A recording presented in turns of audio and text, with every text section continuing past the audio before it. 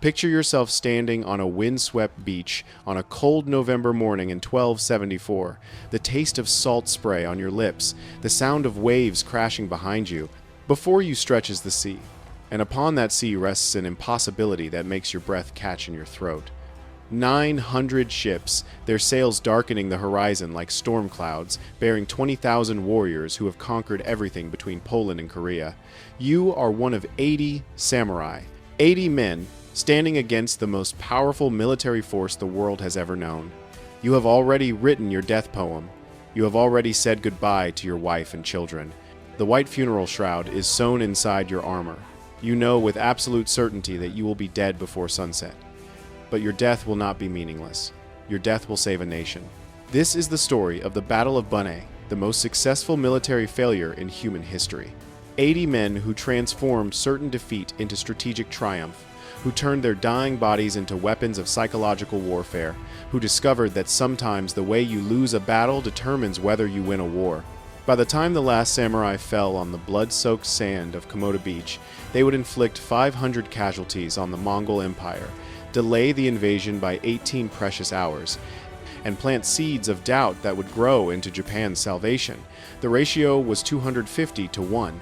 The outcome was never in question. But the meaning of that outcome would echo through 7 centuries and change the course of history.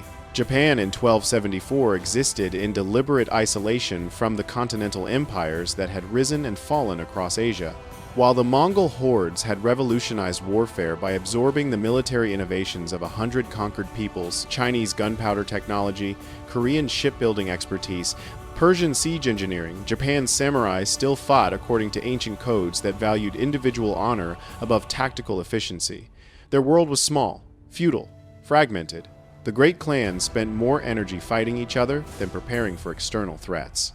They practiced a form of warfare that belonged to an earlier age, where battles began with formal challenges, where warriors announced their lineage before engaging in single combat, where dying beautifully mattered more than winning effectively. Into this isolated world came Kublai Khan's ultimatum, delivered in 1268 with all the subtle menace of a blade held to the throat.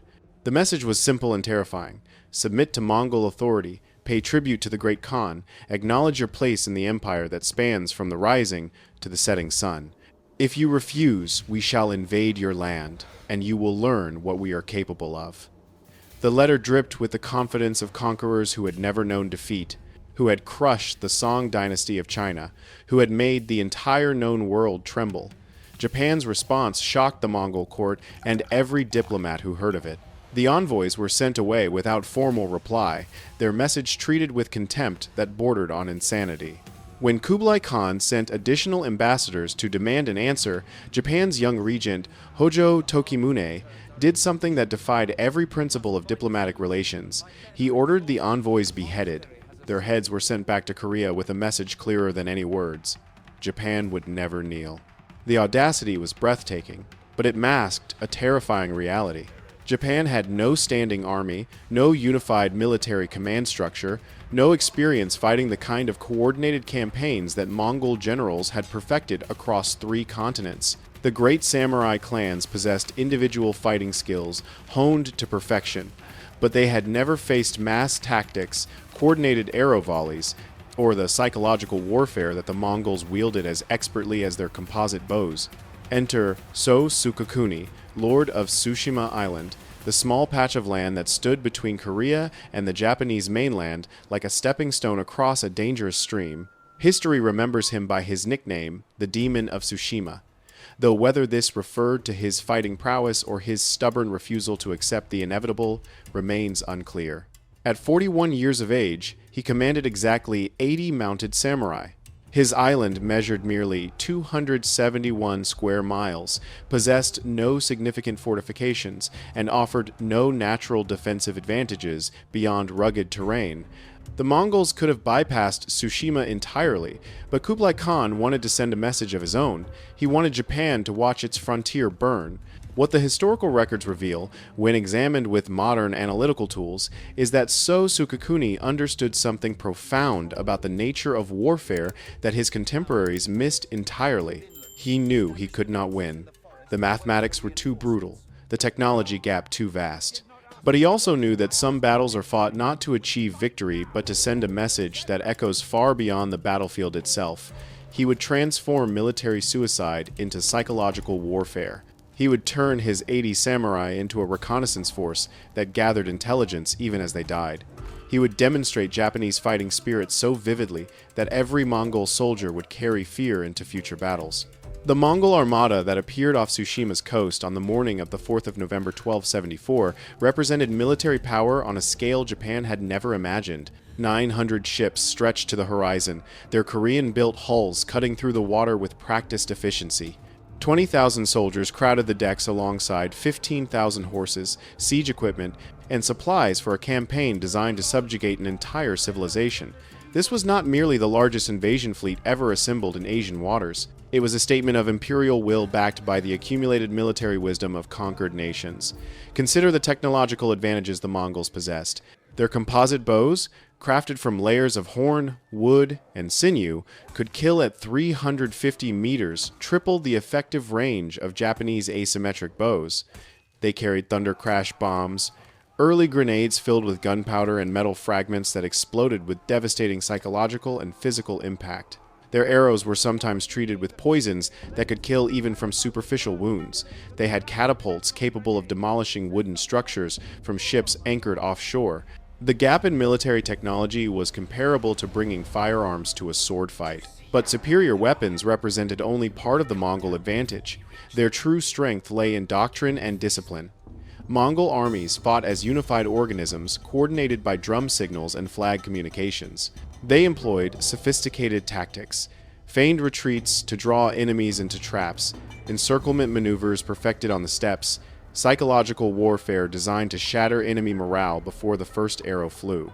They had conquered civilizations far more advanced than feudal Japan, the sophisticated Chinese kingdoms, the fortified cities of Central Asia, the armored knights of Eastern Europe. Against this juggernaut stood So Sukekuni's 80 samurai, armed with katana swords designed for elegant close combat, naginata polearms that required space to wield effectively, and traditional bows with limited range. They wore elaborate armor crafted for individual duels, beautiful and protective, but heavy and restrictive compared to Mongol leather. Their horses were smaller, bred for mountain terrain rather than steppe warfare. Each samurai represented years of training in martial techniques that would prove almost useless against Mongol mass tactics. Yet these warriors possessed something the Mongols had rarely encountered, a philosophical framework that made death preferable to dishonor. The code of Bushido, the way of the warrior, demanded absolute loyalty, perfect courage, and acceptance of mortality. A samurai who brought shame upon his name or his lord was expected to perform seppuku, ritual self-disembowelment, to cleanse the stain. Death in battle was not merely acceptable, it was the highest honor, the culmination of a life lived according to principle. This cultural framework would transform what should have been a brief skirmish into something the Mongols had never experienced. The disparity in command experience was equally stark. Leading the Mongol expedition was Liu Fuheng, a veteran of campaigns across China who had watched cities burn from horizon to horizon. His deputy, Hong Dagu, had crushed rebellions from Vietnam to Tibet, learning the art of subjugation through decades of warfare. The Korean generals Kim Bong-yeong and Park Sun commanded sailors and soldiers who had spent lifetimes perfecting amphibious operations.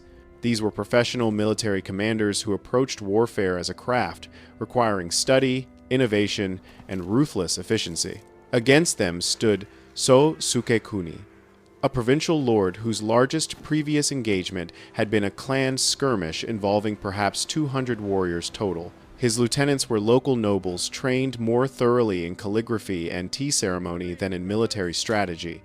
The Mongols had more generals than Tsushima had samurai. Yet, in the days before the invasion, something extraordinary occurred that revealed the depth of Sukekuni's understanding.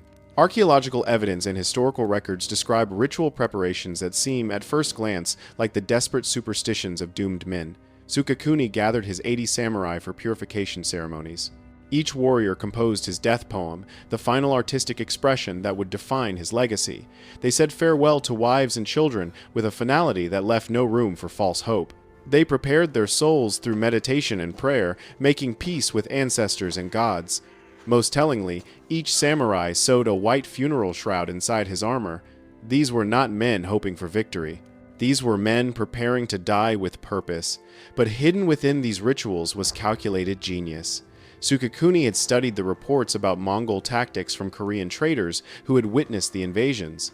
He understood that Japan's fractured clan structure, normally a source of weakness, could become a weapon if properly wielded. If Tsushima's defenders could demonstrate the cost of invading Japan, not in tactical terms, but in psychological impact, they might buy precious time for the mainland to prepare. The geography of Tsushima seemed to doom any defensive effort. Komoda Beach offered a flat, open landing area perfect for amphibious assault. No walls protected the approach. No fortifications commanded the high ground. No natural obstacles would slow the Mongol advance. But Sukekuni saw this vulnerability with different eyes. The beach's openness meant maximum visibility. Whatever happened there would be witnessed by thousands of Mongol soldiers. The lack of cover meant there could be no ambiguity, no confusion about what was occurring. It would become a stage upon which 80 samurai would perform the most important act of their lives.